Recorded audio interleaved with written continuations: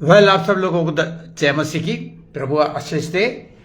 आइए हम छोटी सी प्रार्थना करके अपने कल के अध्ययन में थोड़ा सा आगे बढ़ेंगे, जिसमें मैंने आपको सिखाया था मत्ती की इंजील उसका 5वें अध्याय के 13वें पद में लिखा है, यीशु ने चेलों से कहा, तुम पृथ्वी के नमक हो।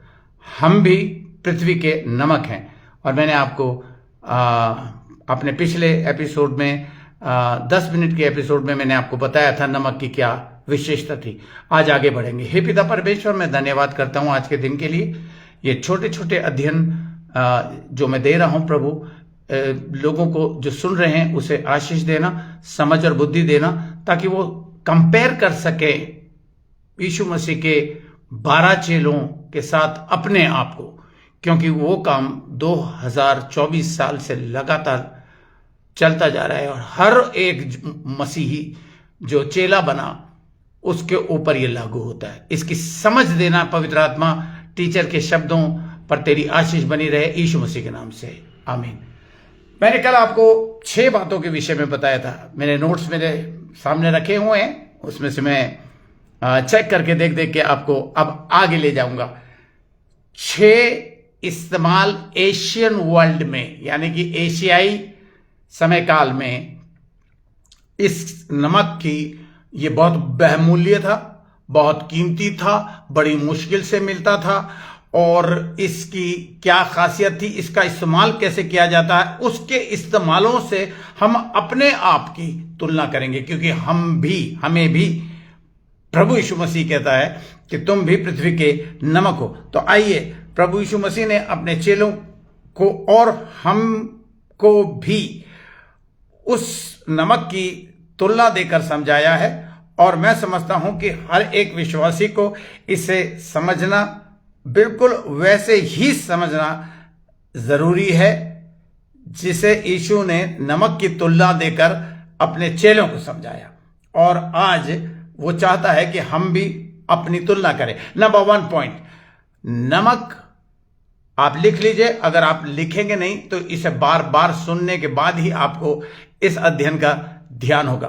नमक, जब यीशु मसीह ने अपने चेलों को नमक की तुलना दी कि तुम पृथ्वी के नमक हो, तो उस समय काल के हिसाब से नमक, पॉइंट नंबर 1, प्रिजर्वेटिव के रूप में। और आज भी आपने देखा होगा मद्रास के अंदर जो मछलियां होती हैं, नमक में उसे रख कर सुखाया जाता है, फिर नमक के द्वारा उसको प्रिजर्वेटिव की जो अंग्रेजी वर्ड है उसको हिंदी में, जहां तक मैं समझ पाया हूं, जहां तक मैंने इसकी रक्षात्मक उसकी तुलना, रक्षा करना, सड़ने से बचाना। जैसे प्रिजर्वेटिव तेल को कहते हैं, हम जब अचार डालते हैं तो वो फांके सड़ ना जाएं, इसलिए तेल के अंदर डुबो देते हैं। नमक एग्जैक्टली प्रिजर्वेशन के काम में लिया जाता था, इस्तेमाल किया जाता था। खास तौर से उस समय काल में, इसराइलियों के समय काल में, जैसे कि गोश्त, मटन जिसे हम बोलते हैं, वो गर्मी की वजह से सड़ जाता था और उसको बचा के रखने के लिए ये नमक एक ऐसा साधन था जो उससे प्रिजर्व करने में नमक उसकी मदद करता था। यानी कि इस शिक्षा से हमें यह समझना चाहिए कि हर उस खराब होने वाली चीज को नमक प्रिजर्व करता था, सड़ने से बचाने के लिए इस्तेमाल किया जाता था, जिसे यीशु मसीह अपने चेलों को यह शिक्षा देने की कोशिश कर रहा है, या मैं ये कहूं कि यह समझाने की कोशिश कर रहा है कि हमारे अंदर जो हम पढ़ते हैं, सुनते हैं, जो वचन हमारे दिमाग के अंदर जाता है, उसमें एक प्रिजर्वेशन फोर्स होती है, एक प्रिजर्वेटिव एक सामर्थ उस वचन के अंदर, हमारे अंदर होती है। और हम लोगों को उन घिनौनी सांसारिक बातों से, जिसको शैतान ने बड़ी तेजी के साथ अपनी फोर्सेस के द्वारा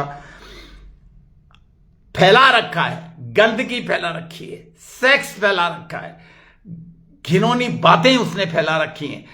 जगह जगह पर आप देख लीजिए, ये संसार सड़ांध से भरा पड़ा है, लेकिन हम नमक होने के नाते, एक प्रिजर्वेटिव होने के नाते, उस वचन के द्वारा जो हमारे अंदर भरा हुआ है उसको प्रभावशाली तरीके से इस्तेमाल करके इस दुनिया की गंदगी को और इस दुनिया में वचन को और अच्छी बातों को जो प्रभु यीशु मसीह ने हमें सिखाई हैं, और हम दूसरों को जब हम सिखाते हैं तो उसको हम सड़ने से बचाते हैं। यानी कि पवित्र शास्त्र जो पवित्र आत्मा में होकर हमारे अंदर से निकलता है, उतना प्रभावशाली तरीके से निकलता है कि वो इस समाज को हमारे जीवनों के द्वारा, या मैं ये कहूं कि हमारे जीवन में इतना प्रभावशाली जीवन होना चाहिए कि इस संसार को जो चीजें झूठ से सड़ा रही हैं, झूठ, lie, world is depending on the lie, दुनिया भर की झूठ इस दुनिया के अंदर फैला रखा है, अपने अंदर से वचन को निकाल के देखिए उस वचन के सत्य को हम वचन के द्वारा हम बचा सकते हैं।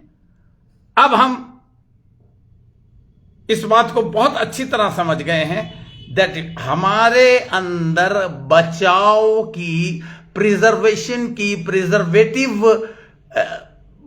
फोर्स जो है हमारे अंदर है, वो इस समाज की मदद कर सकती है। आप ऐसा कर रहे हैं, आप उस वचन को अपने अंदर भर के क्या उसका प्रयोग, यानी कि प्रभु यीशु मसीह कह रहा है कि तुम इस पृथ्वी के नमक हो, और नंबर 1 तुम प्रिजर्व कर सकते हो इस संसार की गंदगी से। जो वचन तुम्हारे अंदर से निकलता है वो, और जो लोग उस वचन को सुनते हैं, जो जिन लोगों में तुम अपने उस प्रभाव को भर देते हो, तो वो शैतान उनको सड़ा नहीं सकता, गंदगी की ओर नहीं ले जा सकता हमारी वजह से, हमारी प्रेजेंस से। ये यीशु मसीह उन चेलों को बता रहा है और हमें बता रहा है। नंबर 2 पॉइंट, हम दूसरे पॉइंट पे चलेंगे। नमक का जो दूसरा इस्तेमाल उस समय काल में होता था, जो एशियन वर्ल्ड में होता था, वो खाने के जायके को बहुत ही, आज भी अगर हम देखें जिस तरह से एशियन वर्ल्ड में नमक खाने में स्वाद बढ़ाता था, उसी तरह हमारे समाज में भी नमक चीजों में स्वाद बढ़ाता है, और इसकी जरूरत को हम बहुत ही अच्छी तरह से, इसकी खासियत को हम बहुत अच्छी तरह से समझ सकते हैं। तो इस चीज से हमें यह समझ लेना चाहिए कि ना केवल हम इस समाज को सड़ने से बचा सकते हैं, परंतु इस संसार में अपने वचन के द्वारा इस संसार के फ्लेवर को, उस स्वाद को, जिसको कड़वाहट भर दी है, शैतान ने कड़वाहट जिसे भर दी है, हम उसे स्वादिष्ट बना सकते हैं। जिन लोगों के जीवनों में सड़ांध भर गई है, जिन लोगों के जीवन में कड़वाहट भर गई है, समाज की झूठ सुनते सुनते जिनके अंदर कड़वाहट भर गई है, तो हम बीइंग नमक, हम पृथ्वी के नमक होने के नाते उसको स्वादिष्ट बना सकते हैं। और इस बात को मैं आपके लिए, आप मेरे साथ खोलिए 2 कुरिन्थियों की पत्री, जल्दी से निकालिए। देखिए, अगर आपके पास इंग्लिश की बाइबल के साथ हिंदी की बाइबल भी है तो दोनों बाइबल्स को कंपेयर करें, क्योंकि यहां मैं आपको बताऊंगा कि ट्रांसलेशंस के अंदर हिंदी में, मैं आपको बार बार बता रहा हूं, हिंदी की बाइबल में बहुत सी ट्रांसलेशन को ट्रांसलेटर ने, इंटरप्रेटर ने, जो कि जहां तक कि मुझे सिखाया गया है कि बहुत सालों पहले एक ब्रिटिशर यहां पर आया था जिसने पंडितों के साथ बैठ के हिंदी सीखी और इस ट्रांसलेशन में बहुत सारी गलतियां करी। सबसे पहली ट्रांसलेशन किंग जेम्स वर्जन की है। Original king James version is a original translate of the Latin language, और लैटिन लैंग्वेज जो ओरिजिनली बाइबल लिखी गई थी वो लिखी गई थी यूनानी भाषा में। यूनानी भाषा से लतीनी भाषा में ट्रांसलेशन हुआ, लतीनी भाषा से इंग्लिश में ट्रांसलेशन हुआ, इंग्लिश भाषा से दुनिया भर की हमारी इंडियन लैंग्वेजेस में ट्रांसलेशन हुआ, लेकिन इंग्लिश में देखिए कितना गलत है। आज मैं आपको बताऊंगा ये मैं बाइबल में देख रहा हूं, पहला कुरिन्थियों की पत्री उसका 2 अध्याय। पहला कुरिन्थियों की पत्री मैं बार बार बोलूंगा ताकि आप लोग इसको समझ लें, जल्दी से निकालें।